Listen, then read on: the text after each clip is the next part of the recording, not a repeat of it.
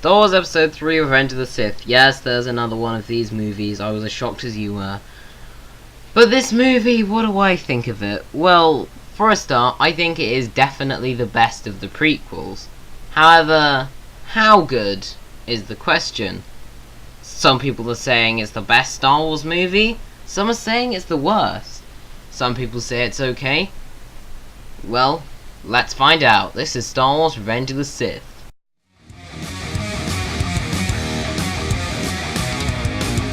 So if you don't know, I'm continuing with my review of every single Star Wars film and possibly TV show. That's a lovely little hint there. But my main point is, there are more of these, so go and check out my Phantom Menace, Attack of the Clones, and Clone Wars review. And this one, yeah, I've got another prequel, baby. And I'm not going to give my opinion yet, because to be honest, I haven't seen this film the last time. The last time I saw it, I absolutely loved it. So let's go and see what I think of it going back to this movie and seeing if it actually holds up. So let's get in with this review, and of course, spoilers for an 11-year-old movie. I know I'm not CinemaSins, but 1.5 minutes of logos. Oh god, this movie is not going to be any better, is it?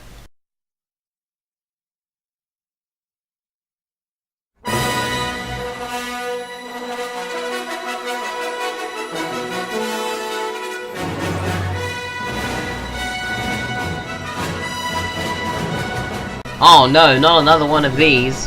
Oh no. Well, Revenge of the Sith.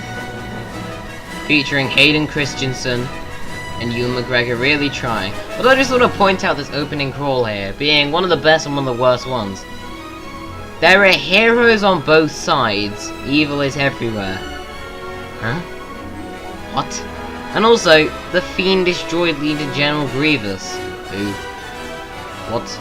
There's no setup for any of this. This is just exposition thrown at us. It's not like the originals where it needs to set up what's happened since then, but it doesn't give us anything important. This one goes, okay, yeah, so there's a full-out civil war, a robot captures a chancellor, and now Jedi are going to get him back. That's just exposition, guys. That is not good.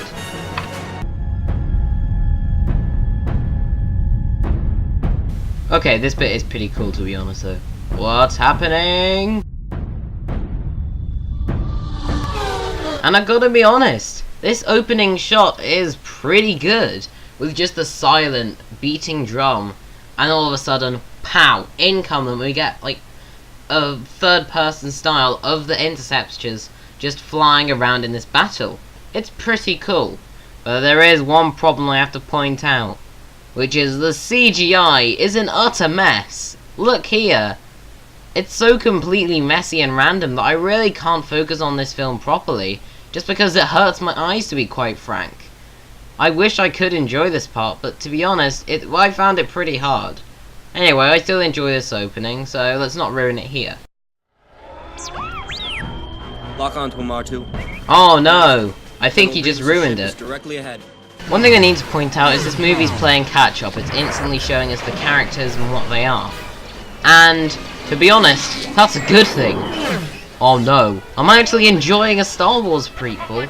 Oh no. I'm gonna go help him out. Anyway, they're attacked by ships and these weird CGI Bosroids show up, which are never given any explanation at all. I guess we just have to live with it then. And then, oh, that droid died. Wow. And also, look, can I point out, the line delivery in this movie is so terrible. Like, it's not about the acting, it's the delivery of the lines and the way they're written. It just makes it so poor. Especially on Hayden Christensen's part. Ugh. I have a bad feeling about this. Me too! So they arrive and kill the droids. Then we're abruptly introduced to General Grievous, who hands down is the worst character in the prequels. And the reason I'm saying that is because he has none. He's just another evil person. Essentially, he's a four-armed lizard in a robot suit who coughs. Wow. No, but the problem I have is that he has no introduction, really. No motivation, nothing. He's just there so they can have a secondary villain, and there's no care put into them. They're just like, oh, let's have a cool fight with Obi-Wan. Anyway, so they kill the droids.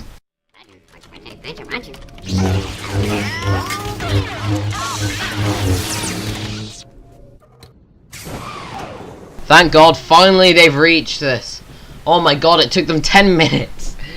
And I don't care, they could have just skipped through it rather than spend 10 minutes with a load of nothing. Then there's an awful line. Chancellor Palpatine, Sith Lords are our speciality. I beg to differ. Anakin's arm got cut off, and Obi-Wan got his leg slashed or You won't get away something. this time, Dooku. So I guess they fight again, and also, you know what I said about Hayden Christensen's delivery? It's even worse in this scene. My powers have doubled since the last time we met, Count. Good. Twice the pride, double the fall.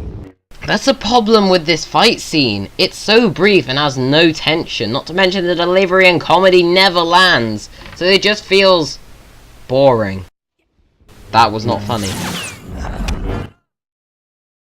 Well, that looked fake and had no tension again, and also, how's Obi-Wan knocked out from this? He got hit in the stomach, not hit in the head.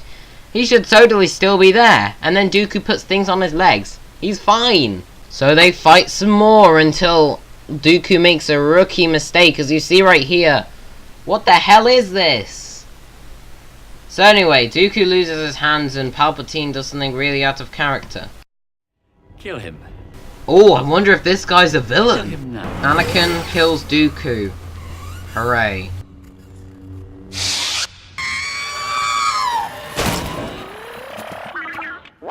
You know what, I'm introducing something called every time that this movie messes up something from the originals.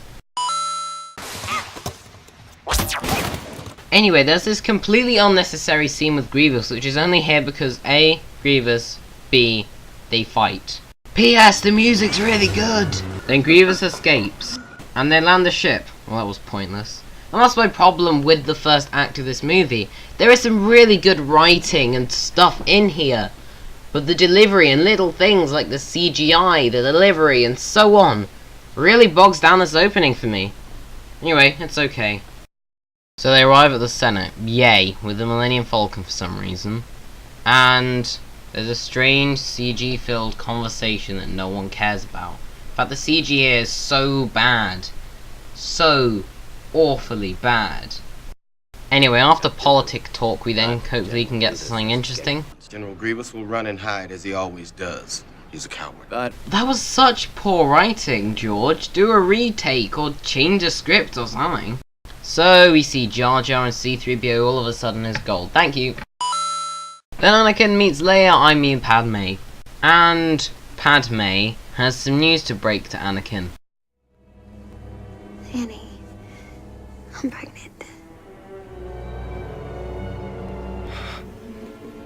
That's...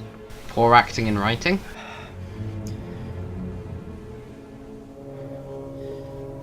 That's wonderful. What are we gonna do? Good question, Padme. Personally, I think you two should jump off a cliff for being complete idiots. I mean, come on, everyone knows how life is made, especially at that age. And also, they're a Jedi. How do they not know that life is created? Oh my god. Then we have a wacky transition and a complete change of tone as we meet Grievous again. And yet again, the fully CGI planet of Utapau, which, again, has such poor CGI. And nothing really happens in the scene either. That was pointless. I know the perfect spot. Don't take that out of Right by the context. gardens. You're so... beautiful. I feel sick. It's only because I'm so in love. I feel sick again. No. No, it's because I'm so in love with you. I'm feeling sick a third time, oh Someone's god. blinded you. No! Well, that's not exactly what I meant. Excuse me 1 minute, I need to go and throw up. It's probably So Anakin has a bad dream, and I guess Padme dies in that dream, even though she doesn't, because we see it. And anyway, hold on, is there a glass window, and glass everywhere, so people could look in and see Padme and Anakin sleeping with each other? Anakin, you idiot.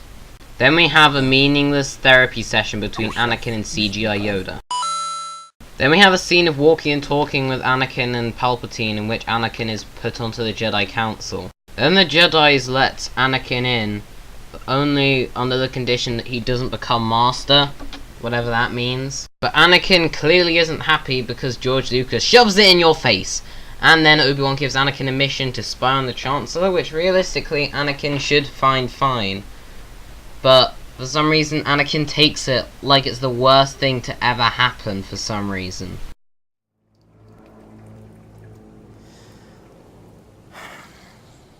Sometimes I wonder what's happening to the Jedi Order. Hayden, you said Jedi Order rather than the prequel trilogy. Hold me.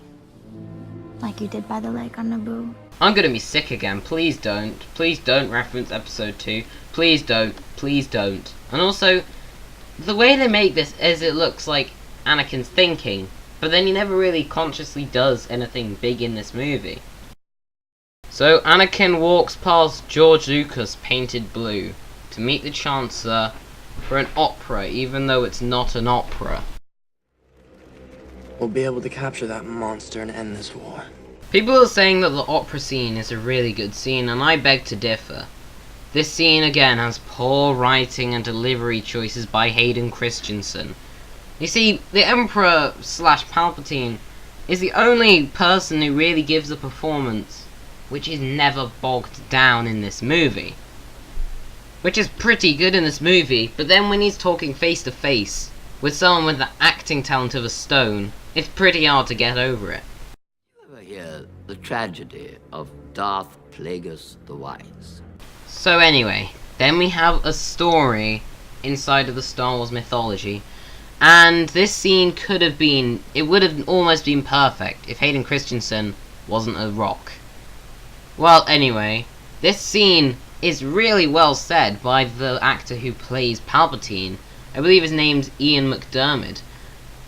But this could have been fantastic if George Lucas had just written Anakin to be more competent when asking his questions. Another point I want to make is that I think Anakin is actually an idiot. After this story, does it not come across his mind that he's the Sith Lord maybe? That Palpatine's manipulating him against the Jedi? But he never does. And we never see this friendship develop between him and Palpatine, which weighs down this movie heavily. Reference. Whoa. This is kind of pointless and meaningless. But you know, it's Chewbacca because reference. Speaking of weighing this movie down, there is a giant clash of tones between scenes. This one feels so different. The last one was the scene before this, and they are drastically different feeling. And I just can't help but mention, why would they do this? I mean, it's not like it's a stupid choice. It's a plain bad choice. A couple of other things I have to say about this is that, for a start, this could have been cool, except when they do nothing with it, like a lot of awesome things in this movie. So anyway, I guess Grievous is on Utapau, and Obi-Wan leaves, but Anakin wants to go. Wow. Hold on, why don't they take Anakin? I mean, after all, 2v1 is a better chance than 1v1, considering Obi-Wan nearly gets killed by Grievous. Besides, then it's going to allow Palpatine not to pull his strings on Anakin, and also, there's one other thing to this. George Lucas is being lazy here again. The only reason Obi-Wan's doing this is so A, we can have a cool fight, which isn't that cool, and B, so Obi-Wan isn't here when the bad stuff happens in Coruscant. That's just poor writing. So after 3 pointless scenes, and oh my god, is that guy practical? Oh sweet Jesus, I pray to you, oh my god, it's finally something practical in a Star Wars prequel. So Obi-Wan's being watched as he finds out Grievous is actually on Utapau, but notice, Obi-Wan gets in his ship, he tells the droid to do a thing, he's still being watched, person leaves, Obi-Wan's still in his ship, Magna Guard turns away, instantly his ship flies off, and then all of a sudden, Obi-Wan's not in the ship. I mean, either more time passed than we thought, or Obi-Wan and the rest of the Jedi can teleport. Okay, this movie is just jumping the shark now. Now Obi-Wan's riding on a lizard thing, that isn't making a single noise, and that Grievous and the rest of these Separatists don't see Obi-Wan very clearly standing here. This is going too far, Revenge of the Sith.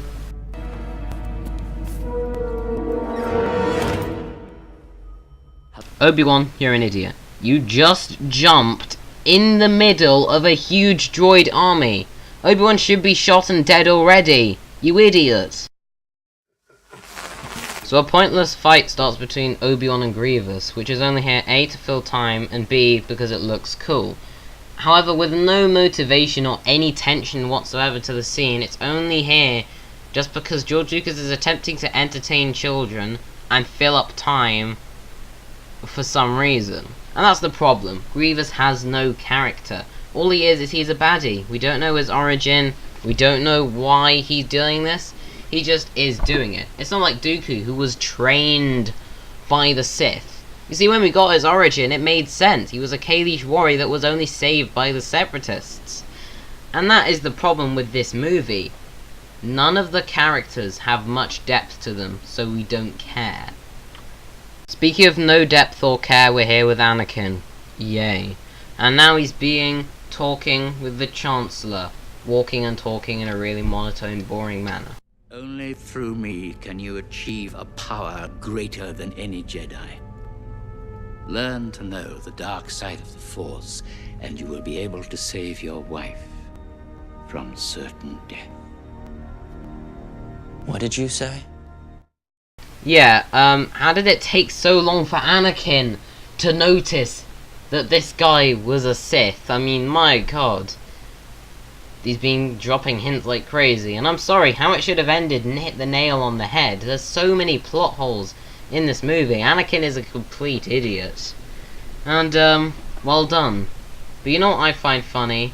Palpatine's trick works, even though Anakin's a complete idiot. So rather than playing around with a storyline that's actually kind of interesting, instead we have a lizard in a robot suit, driving around in a weird shell around some sort of underground city with a battle going on, while a Jedi on a lizard is chasing him, and now they're poking purple sticks at each other. I don't even know.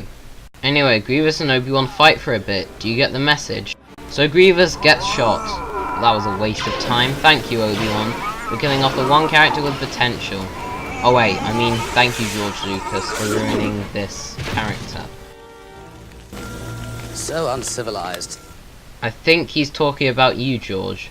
So Anakin rats Palpatine out to Mace Windu when he sends 4 Jedi, but for some reason Mace doesn't send Anakin, which is a bad choice when we see what happens when he doesn't.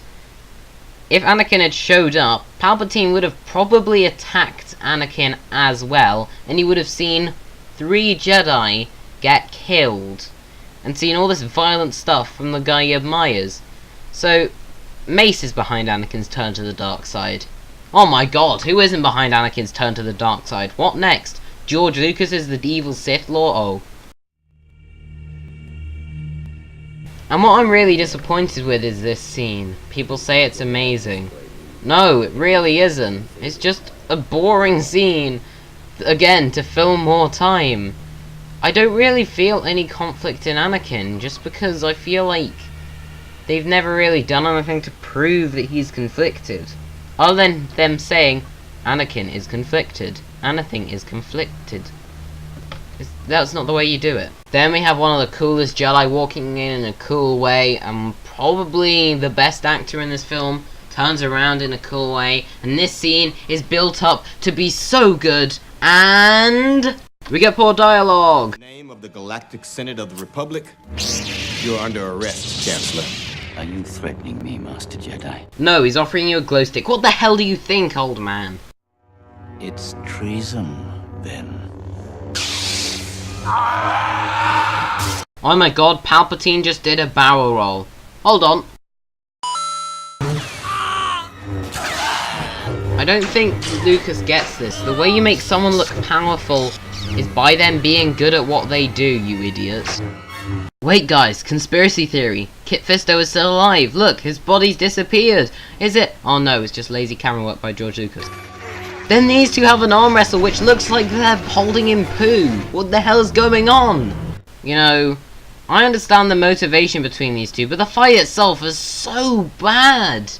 The Emperor is so incompetent when it comes to the lightsaber fights. The actor, that is. But I don't blame him, he's an old man.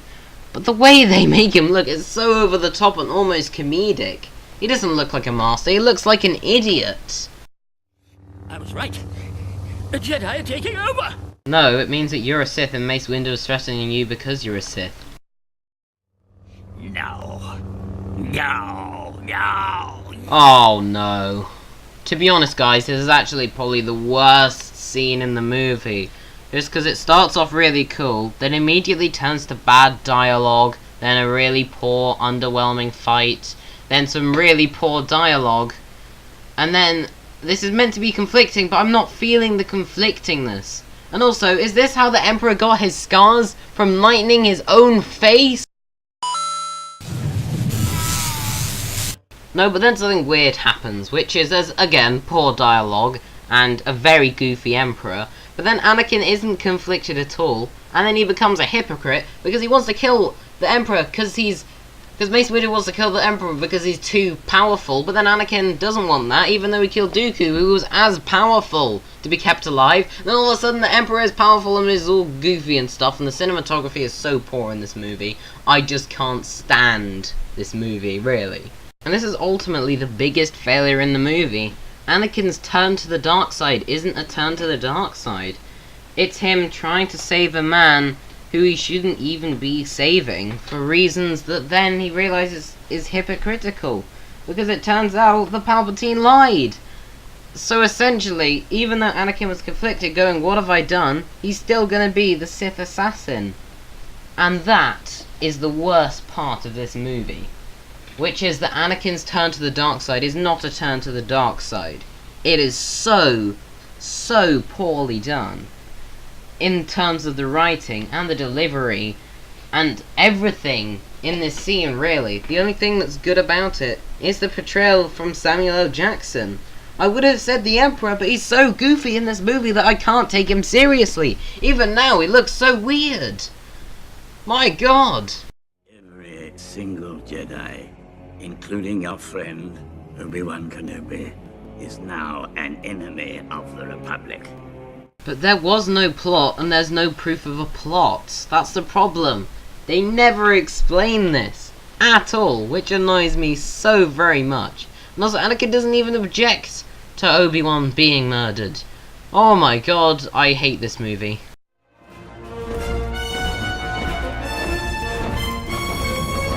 So Order 66 happens, in which all the clones kill all the Jedi except Anakin, who also kills the Jedi. But again, there's one problem here. Poor CGI, poor dialogue. Not to say that I dislike this scene though, I think it's really good though. It's just that really annoys me. So Yoda and Chewbacca leave. And Anakin kills kids. Then Padme cries and Jimmy Smits is in the movie for no reason. Who's he? Bail Organa? What? What's he doing here? And then George Lucas' son kills some clones, because why not? So all the Wookiees are dead for some reason. I guess the clones now kill everyone who's on their side. And then Yoda says goodbye to Wookiee A and Wookiee B. Wait, that's Chewbacca? Damn. Anyway, the point is Yoda, Obi-Wan and Bail Organa escape. Then they meet up. And that's it. You know what, I hate the editing in this movie as well. It's so poorly done with all the transitions. And this is one thing that annoys me a lot about the movie. What's happening? The Jedi have tried to overthrow the Republic. I can't believe that. Now I'd hate to point out a problem here, but there's two options. A, Anakin's a complete, utter idiot. Or he's lying to his own wife. This is terrible. This whole transition is terrible. I feel so helpless. Useless. So now we discover that there's a coded message from the Jedi Temple telling all Jedi to go to it. So being the complete idiots they are, Obi-Wan and Yoda head there.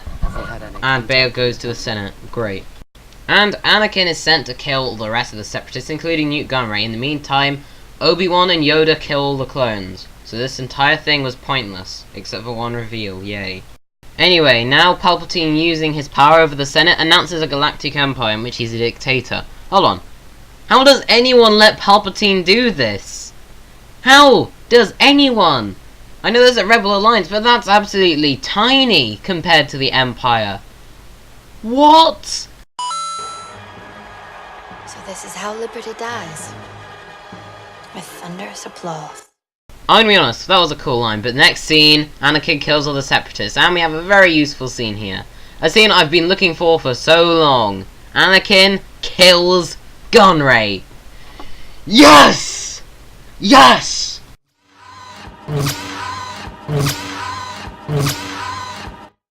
But seriously, what a weird sound.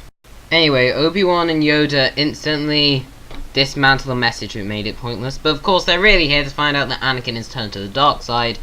Yoda's sent to kill Sidious, Obi-Wan's sent to kill Anakin, wherever he be. So Anakin and Padme stand and talk, then walk and talk, then sit and talk, with such poor camera work that it actually hurts my eyes. Anyway, how did Padme become so pregnant so quickly? Did this movie take place in 9 months? They never say! Unless they're space babies. Maybe. But anyway, the point of this scene is to say, Anakin's on Mustafar, Obi-Wan, you go there. However, Padme rejects him. And this scene's poorly acted. Except from Ewan, he's doing a good job. Oh yeah, and Obi-Wan finds out that Anakin's the father. Security Great. hologram of him killing younglings. Well, I won't miss him. So Padme goes to leave with C-3PO of all people, and Obi-Wan sneaks inside, cause why not? And also, Obi-Wan, you do realize you're marking Padme for death by doing this. All I want is your love. Oh no, not this again, I'm feeling sick. Only my new powers can do that. I'm now feeling more sick. You're a good person. Don't do this. No, he's not, and this is very predictable. I'm still feeling sick. I am becoming more powerful than any Jedi has ever dreamed of. Now I'll give Lucas that one. Well done, Lucas. You made one line that isn't awful. I don't believe what I'm hearing. Obi-Wan was right. You've changed. Has he? I mean, sure he's turned to the dark side, but as a person, he hasn't changed anymore. I mean, seriously, he didn't even make a conscious decision to do this. He's now a freaking pawn. He hasn't changed at all as a character throughout this movie. Anakin, you're breaking my heart. Great, now I'm gonna be sick.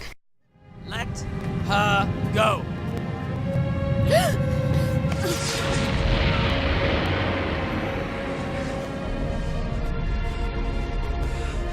You turned her against me! Apologies that the footage and sound are now out of sync. But to be honest, this encounter is pretty cool, except from, of course, the writing. With such poor lines such as, if you're not with me, then you're my enemy. If you're not with me, then you're my enemy. And so they fight. This is going to be awesome.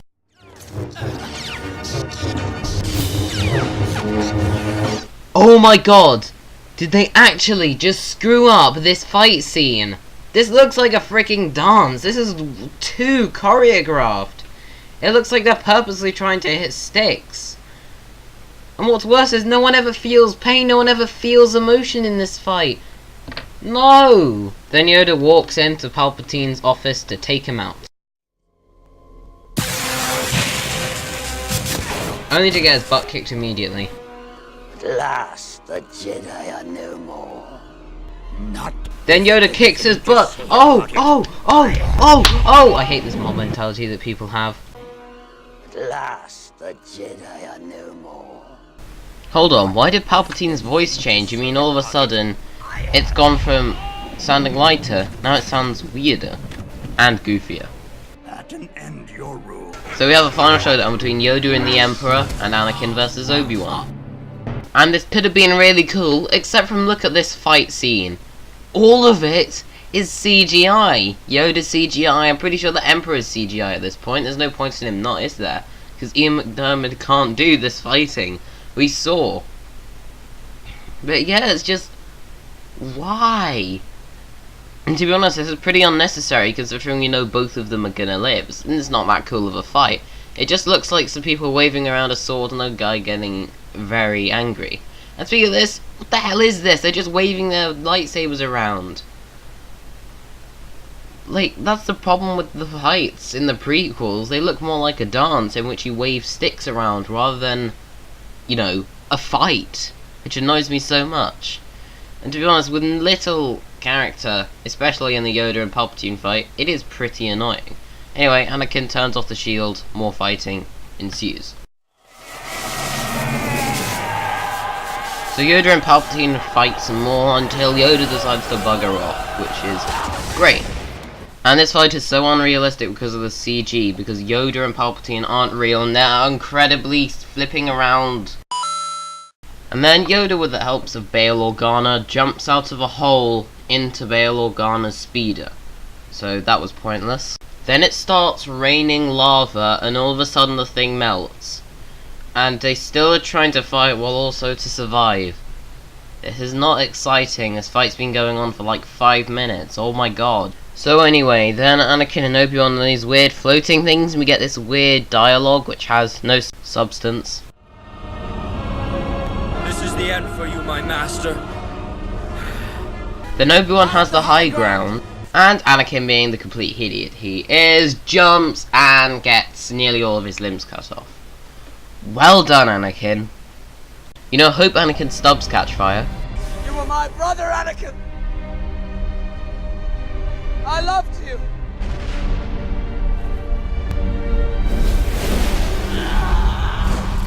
Oh, I love you too, Obi-Wan. Now, Anakin's stubs catch fire, and he starts burning. So Obi-Wan, being the gentleman he is, walks away. We then learn that Padme is losing the will to live. Lucas, you are ruining this moment. Oh my god. Anyway, it's also found out she's carrying twins. I wonder who they are. And here's my opportunity to point this out here. You've ruined the originals, Lucas. I mean, we, seeing the originals first, already know that Anakin is Darth Vader, that he has 2 children, Luke and Leia, that they are in fact siblings. However, people are gonna go from the prequels to the originals, and none of the dramatic beats are gonna be as powerful. So you can guess what I'm gonna put here.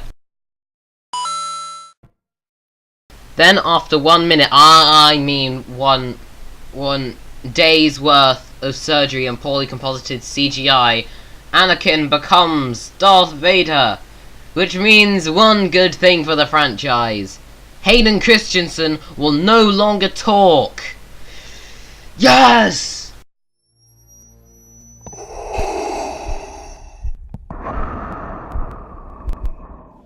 And I've got to admit, this is one of the better moments of the film, in which it's kind of mirroring each other, as in Padme's having medical procedures, Vader's having medical procedures, and both in a way have died, and then something is coming out of it. For Padme, it's literal, it's 2 children, and for Anakin, it's Vader. Anyway, Padme bites the dust, I won't miss her. Where is Padme? I'm sorry, this just doesn't sound right. It seems in your anger, you killed her. And here's Anakin the Mad Dog, who, for some reason, even though he has evidence that he did not kill Padme, he doesn't question it! And then he turns into Frankenstein. And then we get the funniest moment of the film.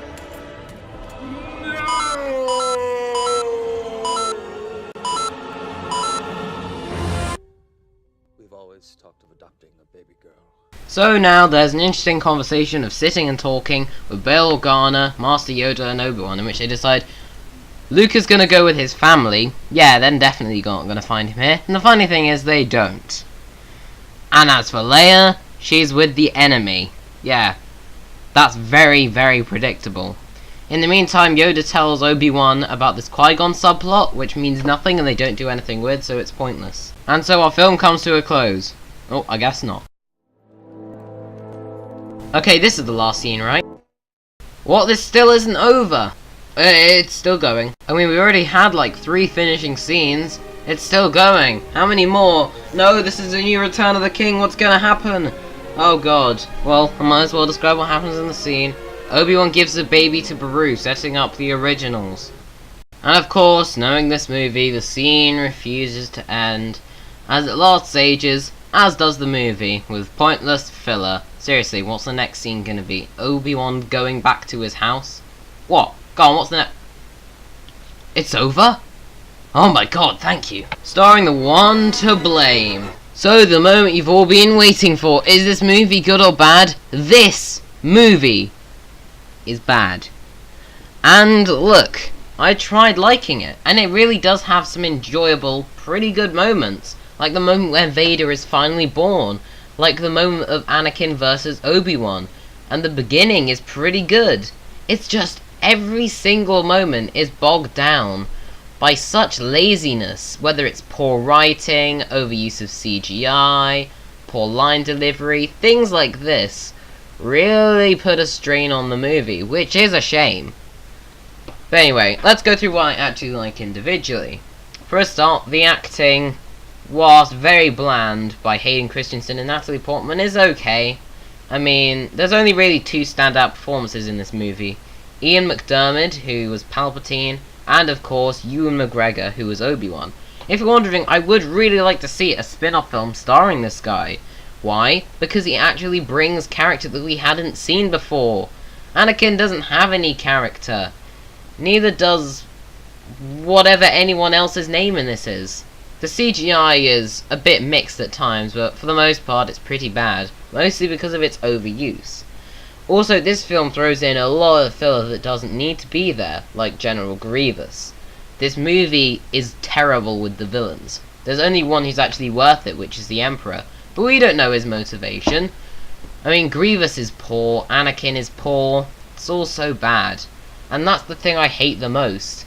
Anakin is not a character. He's just some weird, bland jerk who doesn't have anything to his character. How am I supposed to enjoy this and feel the sorrow when he's lost? Because you can't feel any because of the way they wrote it. And ultimately that's the downfall of the prequels. The downfall is, ironically, the downfall. Anakin's turn to the dark side was horrible. He had no reason for it. And that's what I've got to say about this movie. So yeah, if you want me to rank the prequels, I'd say this one is the best one. Then it's Phantom Menace, then Attack of the Clones. However, all three of these movies are pretty bad. If you want to see this movie, you may enjoy it, but I'm not going to promise anything just because there are various moments that you will not enjoy. Anything else I have to say? Well, not really. I mean, if you look past the flaws, you could probably get a decent movie out of this. And of course, this movie also screws up the originals. Whatever. So anyway guys, this movie is a bit of a mixed film. Now, my rating scale, if you don't know, Suicide Watch is 0 out of 5. 1 out of 5 is bleach required. So, this one gets a 2 out of 5. Which is a waste of time. Don't bother. And that's it for the prequels. So now you know what I think of this movie. What do you think? And also, don't worry, I'm not done with Star Wars reviews, of course. I've still got 3 of the original trilogy films to go through. I've got The Force Awakens, Rogue One in December, and of course I will do a TV episode on Rebels and Clone Wars. I'm not sure which I'll do, probably Clone Wars, and then I'll do another one on Rebels later on. But anyway, be sure to check out my Twitter, which I now have control of at the time of speaking. Also, go and check out my gaming channel, Mr. Chicken167, and of course, subscribe, like, and comment to this channel. So as I said, if you enjoyed this video, be sure to subscribe, like, and comment, and I'll see you guys later. Bye!